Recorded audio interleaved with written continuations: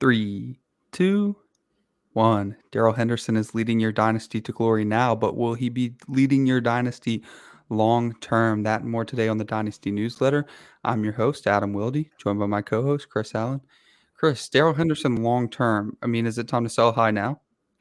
I don't know about now, but I think everybody that is rostering Darrell Henderson like in their dynasty leagues like should at least entertain the idea of selling high on this production. This is not the same thought process as I've seen some folks advocating for possibly selling Cooper Cup high Right. because Totally different. you're right, totally different. I mean, the lifespan of a wide receiver versus the lifespan of a running back, two completely different things. And also you have to look at also the competition for touches within Mm-hmm. that offense. Not now, right? We're not really Yep. saying that it's not Darrell Henderson versus like Jake Funk or Sony Michel. Right. But if you've seen the Instagram posts and all that, Yeah. looking like Cam Akers has a shot. Now, this was a rumor, but he had an outside shot to return by the I saw playoffs that. this Well, year. I didn't see necessarily that it was an outside shot so much as I saw people casually discussing the possibility as if it wasn't even that big of a deal. And I, Right. I had to look into it. I started, I mean, I didn't find anything, but when I saw multiple people on Twitter casually mention like Cam Akers is looking great and, maybe in the playoffs. And I was like, what? Yeah, I That's don't where we're believe at in with Achilles? right, exactly. Like I don't necessarily buy into that, but Hmm. it's just if we're already talking about like legitimate positive looking timelines for Cam Akers, Hmm. and he should at the very least, if he's not back this season, again, I'm not going to put too much credence to that yet. Here on what is it like November 1st? I'm not going to go there yet. But at the very least, we should like throughout the 2022 or like the 2021 offseason or heading into the 2022 season, we should at least entertain the idea that now this is going to be a backfield that's going to be headlined by not just Darrell Henderson, but Darrell Henderson and Cam Akers. Hmm. So if that's the case, I mean, at the very least, if we still, even if we still believe in Darrell Henderson, even if the coaching staff still believes in Darrell Henderson, especially after today's moves where they're more or less going all in with the Von Miller acquisition, they want to try and push them to get to a Super Bowl this year. And let's say that Darrell Henderson is a part of the team that that gets them over the edge and gets them that Super Bowl championship that they've been hunting for however many years. And all that can be all well and good. But again, is he going to be a critical element of that offense for next season? And that is the uncertainty that's associated with them. I mean, heck, not to say that they are the same players, but I mean, what happened? Look at how many running backs that we've seen be a part of Super Bowl championship rosters that just wind up getting dumped the season afterwards. So it's just, even if we are at least confident in the running back utilization for Darrell Henderson as of right now, and Hmm. he is getting Todd Gurley, like prime Todd Gurley levels of usage, like 90% of the running back touches. Even yesterday's game, where I mean they were blowing out the Texans. I mean, if folks just look at the box score and they say, "Yo, Sonny Michel had 11 touches." I mean, over half of those touches came at the back end of the third quarter after pretty much everybody had packed up and left. And the Texans were doing their thing where they come back and make at least the box score look competitive.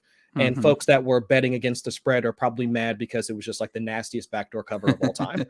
But still, I mean, Henderson is getting the prime touches, he's getting the goal line touches, he's getting all of the workload. Hmm. But can we project that for next season? As of right now, I don't see it. So yes, not saying to go out and do it, but at least entertain the idea of at least trying to sell at his peak value, which at least for our purposes over the next like few weeks, and especially once we start talking playoffs for dynasty leagues. I mean, should at least entertain that possibility and try and gauge where you're at in your league so that maybe you can go to a contender, say, hey, look like he might need some help, might need some Hmm. punch. Here's Darrell Henderson. I think that should be the move. Yep. So this is philosophical, so I'm going to have to go on a little rant here. First, full disclosure, you can go back and watch the video where we first discussed Cam Akers, and I said I don't believe that he's going to come back to full potential that he had in his career. I just don't see it. I mean, Achilles injury it's the Achilles heel of injuries, right? Yeah. So, I mean, it's something that's going to be incredibly difficult to come back from for a running back. I mean, we've seen OJ Howard looks okay, sure. But it might be a little bit more difficult for a running back. So, reason it's a philosophical question here is a few things. First, well, what do you think about Cam Akers? So, if you think that Cam Akers is going to come back to full health, then and you've got Darrell Henderson currently, maybe even you were one of the people who had him as a handcuff, even though I don't necessarily agree with that. it might be time to move on from Darrell Henderson now for that reason, because you think Cam Akers is going to come back from full health. But there's another reason I want to bring this up. It's not just because Darrell Henderson had a pretty good game, because he's had a really good season. His usage has been incredible. The reason I want to bring it up right now is because this is a move you need to make before your team looks vulnerable. So if you're a team that's not going to vie for a playoff spot currently, but you're on the fence, 4-6, or if you've got close to 500, but that it's not looking good. You squeaked out some of the wins that you shouldn't have squeaked out, things like that. This is the time that you want to trade Darrell Henderson, because once it's to the point where your team is clearly out of it, people aren't going to want to pay a premium for Darrell Henderson, because they know that you're trying to get out from under him before Cam Akers gets back. There's not going to be a secret about it. So then you're going to be in a vulnerable position trying to get rid of Darrell Henderson. You don't want to look like you're unloading a player, especially a player that's as productive as Darrell Henderson is right now, and he's a young running back. And there's still the outside shot that Cam Akers can come back and be Marlon Mack. And before saying that, I understood people are going to scoff, oh, Marlon Mack. Marlon Mack's got a 1,000-yard season under his belt. Marlon Mack was a legitimate dynasty asset. And here he is, not even really getting any touches. And, he looks okay. I would actually argue that Marlon Mack is a promising case for Cam Akers, because he does look decent. He's still got a little bit of explosiveness. Wasn't necessarily the most explosive to begin with, but there's just so few case studies with how Cam Akers is going to come back, to where you really have to make that decision if you have Darrell Henderson. And it's a great scenario for the Rams. It's going to be if Cam Akers comes back 100%, I don't see any way Darrell Henderson is in the Sony Michel role, right? We're still going to see something like 50-50, maybe 55-45, one of them, who knows, but they're both going to be involved. That means Darrell Henderson's value might stay the same, because he's not near what Cam Akers was. What was Cam Akers, like an early second round startup pick? Thereabouts. That sounds right. Yeah. I saw him get into the 112 one of these months, and Darrell Henderson's not up there. So what are people thinking? How has Cam Akers' ADP fallen off a cliff, but Darrell Henderson's ADP is, it's risen because he's done so well, but it's not going to be 112, right? So No. the market's confused right now, and that's fair, but it might be time to do something with them. I mean, take a stance if you think that Cam Akers isn't going to come back to full health, and go grab Darrell Henderson if you're going to make a playoff push. And then, you've got a long-term dynasty asset and a playoff push. Or if you, like I said, if you're a decent team, but your team better than anybody else, and you're just not going to make the playoffs, and you think Cam Akers is going to come back and be phenomenal, you could get so much for Darrell Henderson, who could be relegated to some sort of 50-50 next year.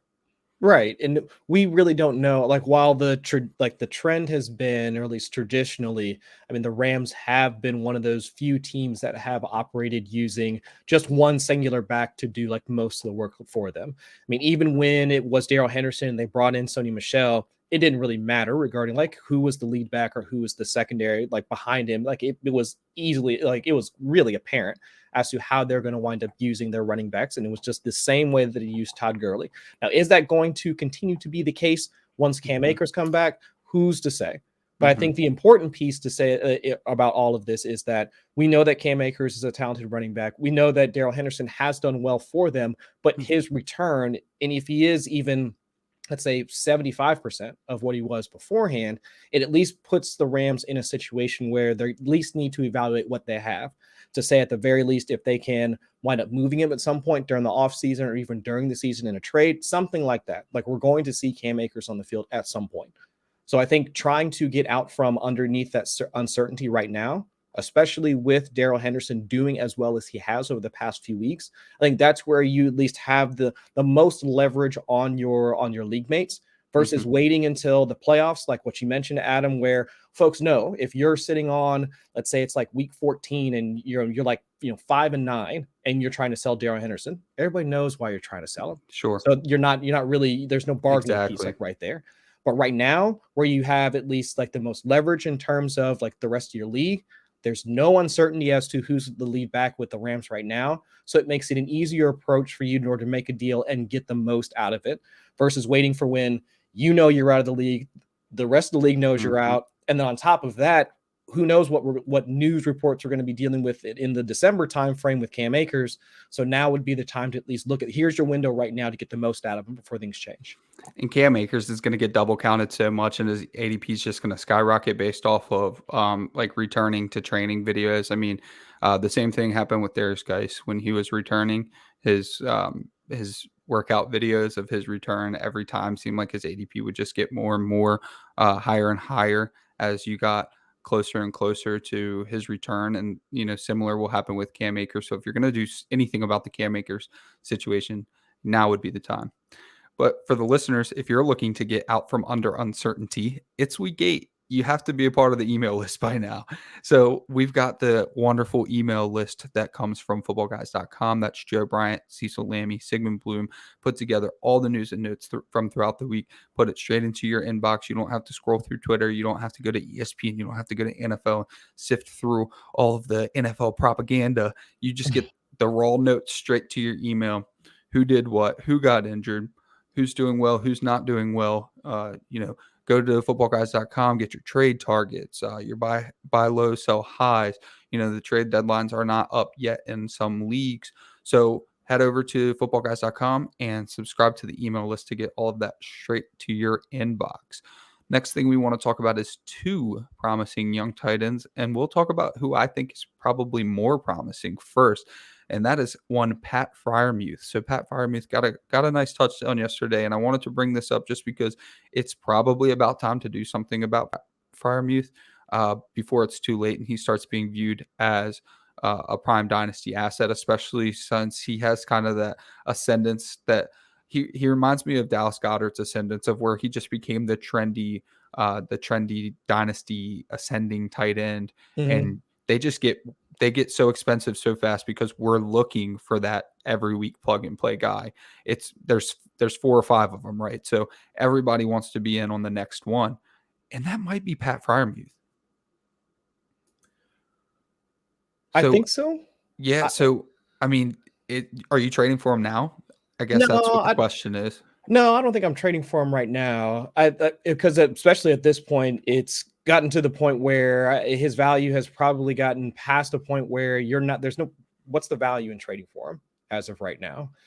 The target share has been consistent. The value is if he becomes TJ Hawkinson. Well, yeah, I think that's that's obviously if you think that if that's your stance like coming into it, then to be quite honest, if that was your stance like coming into this year, you should have him already. That's fair. That should have been your move for a while. Because both like him and we'll talk about Kmet like here in a little while, but like the target share has been fairly consistent, but now with them like constantly getting banged up with all their receivers and all that, it does make some sense for him now to be at the forefront of the offense versus being more of an ancillary piece.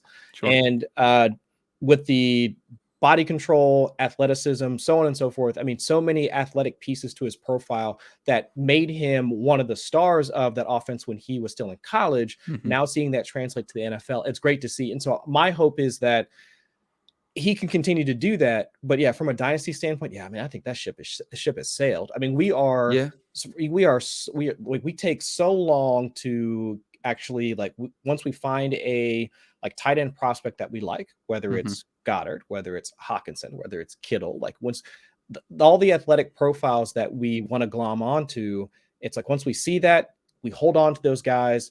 Pitts especially, once we see those guys can essentially do no wrong in our eyes, from a dynasty perspective. Right. It's just we are content to sit on those guys until either they wind up breaking out or nothing happens. But the dynasty value of them, it seems like it only goes up. It really takes years for a lot of those guys to wind up going down. How many years have folks been pining for Mo Alley Cox and so many other just these athletic tight ends? It's just they can do it. They can do it. Donald Parham. It's just, and not to say that that's a one-for-one comparison. Please don't get me wrong. But it's just when we talk about those athletic tight ends that can do it, obviously Hawkinson, Pitts, and the others, Freiermuth especially, they have the collegiate background in order to prop up our interest in them. But still, It's like once those guys hit, like what we just saw on Sunday for Freiermuth, it's very, very difficult to pry them away from the folks that are currently rostering them, because they already thought they already thought they knew what they had, and now that they've been able to see it, it's like, yeah, the show's over at that point. You might have changed my mind a little bit with that point, because that is an extremely valid point with almost all dynasty managers. If they hit on somebody like Pat Freiermuth, who you were drafting in the late second in superflex drafts, or even maybe the third sometimes, but usually the late second, people don't want to get rid of them because that is a constant reminder that they were smart at one point in the draft. They made a smart decision. That doesn't mean that keeping him forever is a smart decision, but that's for a different time. I guess my point is that you might have missed the first wave with Pat Freiermuth, but I feel as though there might be waves to come, in that, hey, all right, so look back at Mike Gesicki, right? Mike Gesicki was, I believe, the same draft class as TJ Hawkinson and Noah Fant, right? Yes. And definitely got watered down because of those two prospects.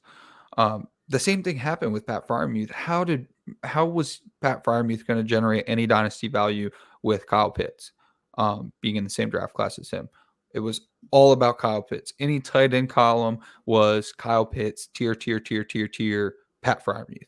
And was there necessarily that gap, or was that necessarily fair? Well, now we can get back to double counting. Every Kyle Pitts video that came out, Kyle Pitts is so great. And then another video, oh, wow, he's really, really great. And Pat Freiermuth is getting dropped down a notch every time. But why, right? So basically, I guess my point is Pat Freiermuth was a second-round pick and probably should have been valued higher, especially since, in hindsight, I probably even did this. I mean, Vance McDonald, that's who we were worried about. You know, like Eric that's Ebron. a problem. Or Eric Ebron, like that. Those are problems. Like those people were not in the way of Pat Freiermuth. As a matter of fact, Zach Gentry is getting more work than anyone in that tight end grouping. So there's no one to really be worried about. And I missed on that one just as much as anybody. But I still feel like you could trade for Pat Freiermuth. Yes, you missed the first wave. You're gonna pay a fair price. You're not gonna steal him away from anybody. But I still think you can acquire him for a decent enough price to where for the next 5-6 years, you've got a tight end you can at least plug into your lineup and feel okay about, because he is definitely ascending. The next one we wanted to talk about is Cole Kmet, who maybe he's not so much ascending, but I wanted to bring him into the conversation because Justin Fields looked really good. Justin Fields looked how he should look. Is it ironic that Matt Nagy wasn't there? Yeah, maybe. I mean, for another topic, but he looked really good. He looked like he should look. So there's ascending pieces around him, and we've talked about Mooney recently, so we don't need to discuss him again. Allen Robinson is probably leaving. But hey, there's another ascending asset in that offense in Cole Kmet. So what do you think about Cole Kmet going forward? Fairly similar to what we were talking about with Pat Freiermuth. It's just that Cole Kmet is also in that background. I mean, not just in the background in the sense that he's behind the wide receivers and like Allen Robinson, Darnell Mooney, or whatever, but it's just that entire offense, like that pie is so much smaller than Pittsburgh. I mean, Pittsburgh right now sitting top 5, top 7 in terms of pass right over expectation. Right. And Justin Fields, opening it up for Justin Fields for him to get to 27, 28 passing attempts. I mean, that's a down day for Ben Roethlisberger. So if we're going from that pie to Chicago's, then it's harder for us to wind up getting behind, like investing him as a dynasty asset. But at the very least, I mean, 6 targets, 5 targets, like somewhere in there over the past month or so, at least the volume is there. The opportunity is there. We just need to see that entire offense come together. So I guess I'm on the opposite side of where we were at for Pat Freiermuth, because we haven't seen it yet for Kmet. Now the conversation might be a little bit, tougher, because again, when it comes to tight ends, especially regardless of which format you play in, it's more difficult for us to shake loose some of those athletic tight ends, the tight ends that we know have had at least good collegiate profiles, good athletic profiles, and then wind up moving them for literally anybody. So while it hasn't come yet with Kmet, you now see the offense starting to perform better. So it's just now, like today, like this week, would probably be the time that you probably have in order to trade for him, because if this continues, Mm-hmm. it might be more difficult since they're going to play Pittsburgh this upcoming weekend. But it's just once you start to see, like, once you start to even get the feeling that the folks rostering Kmet might have at least some sort of confidence in starting him, that's where, I mean, that ship Yeah, has passed. that's a And good like point. you've got no shot at being able to acquire some of those tight ends. That good friend of ours and like dynasty, like, I mean, super dynasty and like enthusiast, John Bosch, like he's gone into I don't know how many diatribes about Mm-hmm. like tight ends and how they could sit on his roster for almost like a full year. I mean, as long as he knows that they're not going to drop in value, like guys like Mm-hmm. Kmet, guys like Freiermuth, especially guys like Pitts, because that was like the main purpose of him drafting Pitts so often. Mm-hmm. It's like they're not going to lose that value in that first year, probably not even the second year, just Especially because of not how, tight end premium. yeah, especially not in tight end premium. So as long as the opportunity is going to continue to be there, which has been the case for both Freiermuth and Kmet, if that opportunity is going to be there, and we've already seen it now within the first half of the season, then no, that's unless you come with a strong offer for a lot of these guys, it's going to be very difficult for you to get them. Sure. First, would you prefer Freiermuth or Cole Kmet straight up right now? Right now, I think just because of the offenses that they're a part of, I mean, I think I still lean towards Kmet, Mm-hmm. just because I would think that at some point they're going to find some sort of replacement for any of the wide receivers that have gone down so far. Mm-hmm. Eric Ebron, he was only injured for this week. He's still going to be a part of that offense, as much as that might pain some folks to think about. That was just a 1 week thing. So he's still going to be back. So it's just, and then with Ben's long-term outlook, what can we expect for that offense once he finally decides to hang him up? Mm-hmm. So it's just that offense as a whole over the next couple of seasons can be in flux. Whereas with Chicago, I mean, the worst case scenario, that's not even the worst case, but the worst case scenario is that their coaching staff turns Mm-hmm. over. Mm-hmm. So other than that, It can't get worse. it can't get worse. Yeah. It can't get worse than Matt Nagy Yeah. right now. I don't even think he's bottom 5 coaches in the league. I just think that there's some sort of mental roadblock he has towards. I don't know the man well enough to really speculate what he's doing, but he's not making much of an effort to highlight the attributes of his quarterback. I'm sure it's not the case, but it just seems like he doesn't like Justin Fields, and obviously he has to, right? I mean, he had to have been a part of drafting him, so he has to like him. But for some reason, just watching how the games pan out, it seems as though like Justin Fields and Matt Nagy just don't talk to each other. Like they sit on opposite sides of the room and just pretend each other doesn't exist, is what it seems like when you watch these games. They don't. Yeah. It's not Andy Reid where he turns off the whole game and goes and sits with his quarterback. I know I'm the head coach, but it's very important right now to go sit with my quarterback and get on the same page. The rest of the coaches can handle that. I need to talk to my quarterback. Matt Nagy acts like the guy's not there. For an Andy Reid disciple, he couldn't be further from what Andy Reid did for Patrick Mahomes. So, with all that aside, it's very, very close for me. But the fact that it's very close is just great news for Pat Freiermuth, because this wouldn't have been close at all. I mean, I really liked Cole Kmet coming into this year, and I still like Cole Kmet going forward. But Pat Freiermuth is right there for me.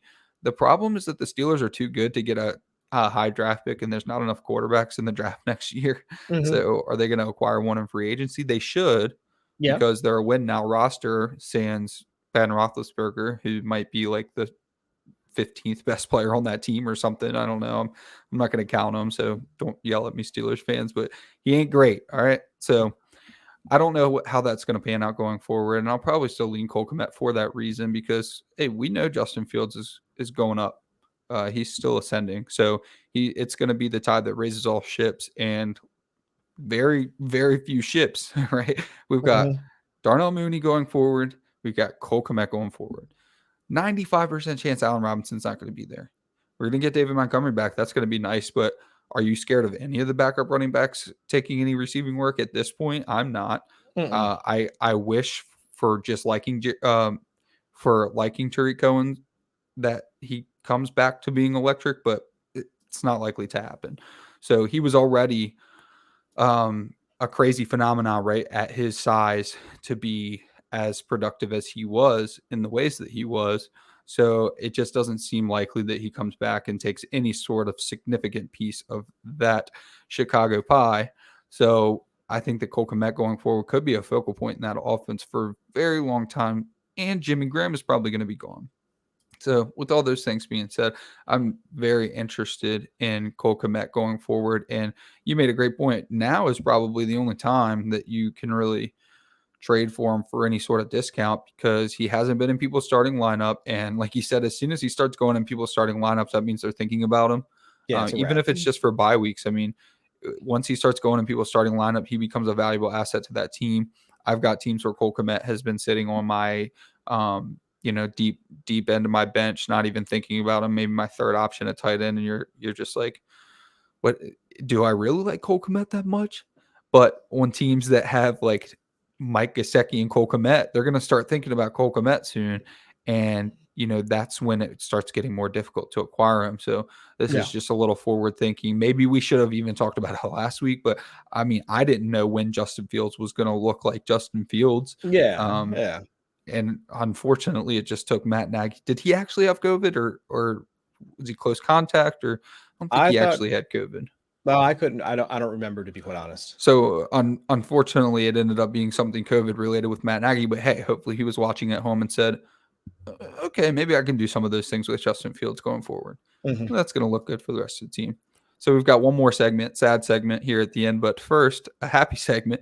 We've got a bunch of shows over here on the Football Guys YouTube channel that you've got to check out. So we've got first off, the mailbag show on Wednesdays has been helpful for literally thousands of people when they come with their start sit questions for Dave, Troy, and Victoria. And you can get with them on YouTube or on Twitter and have your questions answered on YouTube live, maybe even ask follow-ups that they might be able to get back to. But hey, we're not the only Dynasty show on the YouTube channel either. So we have the Dynasty show with Jordan McNamara and Chad Parsons. They do a great job. And look, we talk about the news. So if it happened last week, we're talking about it now. They can get into a whole litany of topics. Okay, so please go over, check out those shows, like, subscribe, rate, review, do all that YouTube stuff to, hey, help us grow. That's how you support Football Guys. So we're helping you save time, worry less, and win more. Last topic we want to discuss is Derrick Henry. So it doesn't look like it's season ending. So he did hurt his foot. And just talk about for a second, that guy went back in the game. Yeah. I was, of course, playing Showdown, and little upset that my 78% ownership Derrick Henry was not getting any more points. Well, hey, sorry, Derrick Henry, I shouldn't have been upset with you. I mean, you were playing with a broken foot. So I don't think it's technically a broken foot. What was it? A Jones fracture, I think. That's what they're saying. Liz Frank was the term that got brought up, but yeah, we'll see. So sorry, Derrick Henry, I shouldn't have been upset with you. I can't believe you played a whole game. But that being said, 6 to 10 weeks, it's looking like. So he's either going to miss the fantasy playoffs or not miss the fantasy playoffs. It's actually just as simple as that. If it's 6 weeks, he'll be here for the fantasy playoffs. If it's 10 weeks, maybe he'll be there for the NFL playoffs if the Titans make it there. In Dynasty, we've discussed Derrick Henry being a crossroads player since last year. I think we weren't even doing this show by the last time that we were talking about Derrick Henry being what I would refer to as a crossroads player, where you have to decide, are you going to ride it into the sunset with Derrick Henry, or are you going to try to make a move? For the sake of the show, I know nobody cares about my team, but I traded Derrick Henry last week for Cam Akers, a first and a second. That's the type of thing that you had to do. I had to assume a lot of risk there, and it's not going to be a high first. It's not going to be a high second. Okay, so it could pan out or it could not, but that was the type of move that you had to make to move Derrick Henry off a roster where literally he was winning me games that I didn't want to win. Mm-hmm. And that's the type of thing that you have to do. But my point in saying that is it was already tough to move Derrick Henry. You're going to take a full loss if you try to move him now. If you have him and you're competing, I won't speak for you. I think that you just hope it's 6 weeks. You just cross your fingers because what else are you going to do? So what do you think you're doing with Derrick Henry for this year and going forward in Dynasty? Well, pretty much if you were holding him on your roster, didn't wind up moving him, and now he's stuck, the plan really doesn't change, right? Because as we talked a couple of, like, however long ago that was, we had assumed that he was going to be one of those guys that just winds up like dying on your roster. Yeah. And so now that's probably what's going to have to happen. Your hope is that he winds up coming back like towards the back end of the season. They wind up getting a wild card or a playoff spot, and then he winds up coming back. He shows that he's past the foot injury, doesn't necessarily return back to the Derrick Henry of old, but at least able to do something. And then maybe during the offseason, you can move him for a little bit more than what would have happened if he doesn't come back at all, or If if you he move completely him stayed. now, Right. Yeah. If you move him now, like with him being moved to injured reserve and all that, like you're essentially taking almost a total loss, like on Mhm. the entire deal. So that's pretty much your only recourse as of right now, because what really can you do without overpaying or like mortgaging your future in order to bring in any sort of replacement for him at this point? Sure. I mean, at this point, you're keeping on him on your roster for the emotional support he provides to your team. I mean, Mhm. don't go trade because so if you're contending right now and you have Derrick Henry and he's a main point of your contention, that's fair. I mean, he was winning like I just said, I had to get him off my roster to stop winning weeks. So he was winning you weeks. So I'm not dogging anybody who was winning because of Derrick Henry. But the problem now is you don't want to mortgage your future to replace Derrick Henry's production. So I think what I would probably try to do is go trade for someone like a Leonard Fournette, first thing that comes off the top of my head. And if anyone's going to rush for 2,000 yards at 28, it'll probably be Derrick Henry. So you just have to piece something together for the rest of this year. Mhm. And hopefully your trade deadline's not up because you're going to have to do something. Like I said, if he was your main point of contention, you have to get those points somewhere. They probably weren't on your bench. And next year you could still be he could viably be a point of contention next year as well. So he could be the backbone of your team at 28. I'm not worried about that with Derrick Henry. He's had more touches in his last 3 years than a lot of running backs have in their career, Oh yeah. and he's been an absolute animal.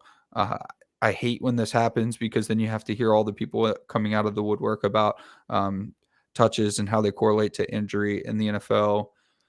Just I'm not a Uh, doctor, but every player could get injured on every play. I played football for 13 years. I've had a trillion billion injuries. It There was no reason for them. It just you get injured when you get injured.